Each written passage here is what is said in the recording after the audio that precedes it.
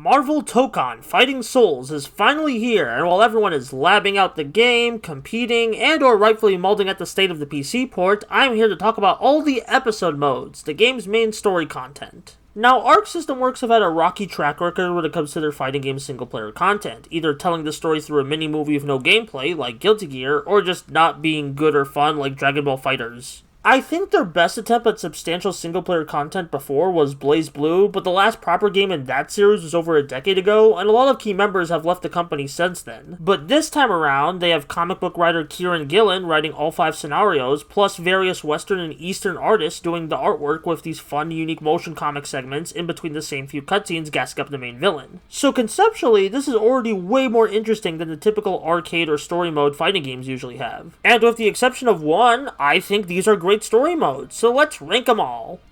We'll be going from worst to best, starting with the Fighting Avengers. This isn't a bad story mode. It is one of the first ones you do play, so maybe it was written first as the basis for the other 4 stories that twist the formula it sets up, but either way, it's very whatever outside of a few great Captain America speechifying moments, but honestly, there's even better Cap moments in the other story modes. Unlike the other 4 stories, this one didn't really have a thematic throughline or character arc tying it all together. It was just kinda the Avengers fight, am I right, fellas? Luckily, this is the only below-average episode mode of Marvel Tokon. Everything else from here is at least worth your time. Like the Unbreakable X-Men, which is just a solid good X-Men tale, having Storm grapple with not just the cosmic tournament going on, but if this hateful world is truly worth saving with how many humans keep harassing mutants and putting them in danger. It may not be as deep as the best X-Men comics, but still decently profound and a good jumping on point if you want to get the gist of what makes the X-Men at their core compelling. So I kept flipping flop between Unbreakable X-Men and Knights of Doom for the number 3 slot, but after thinking about it, Knights of Doom gets the edge just because Magneto's inclusion is really funny. Literally every opposing team these Knights fight, someone on the opposite side goes, "Magneto, what the hell, you're better than this." Even when Magnus tries to backstab Doom, it blows up in his face big time, and by the end, he's somberly ruling the world alongside killer maniacs like Green Goblin and Carnage. He made his bed siding with these guys, and now he must lie in it.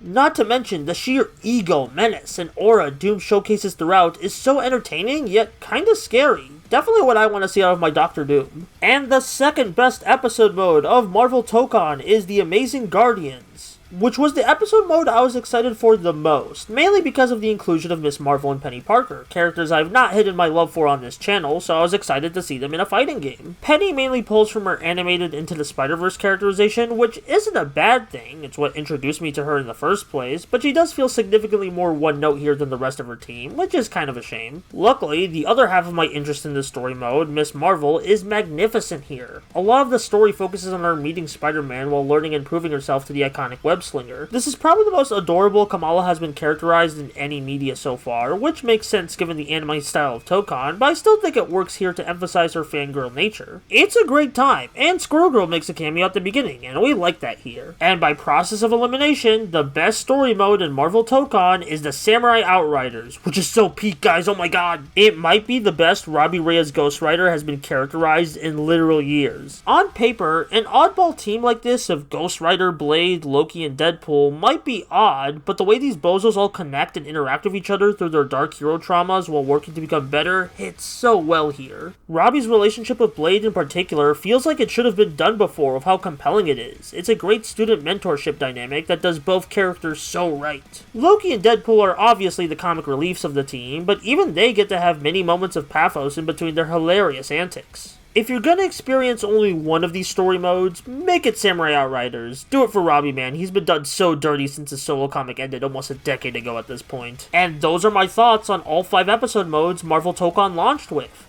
We don't know if the DLC characters are going to give us any extra story. I mean, there is potential there with Phoenix Cyclops being the first DLC character, but no matter what the future holds, I'm very happy with the launch content it offers. I just wish the PC port wasn't a piece of shit, but hey, maybe they'll fix it later, who knows. And that's all I got for this video. I'm off to play more Tokon and maybe Final Fantasy XIV. That new Switch 2 port actually got its hooks in me.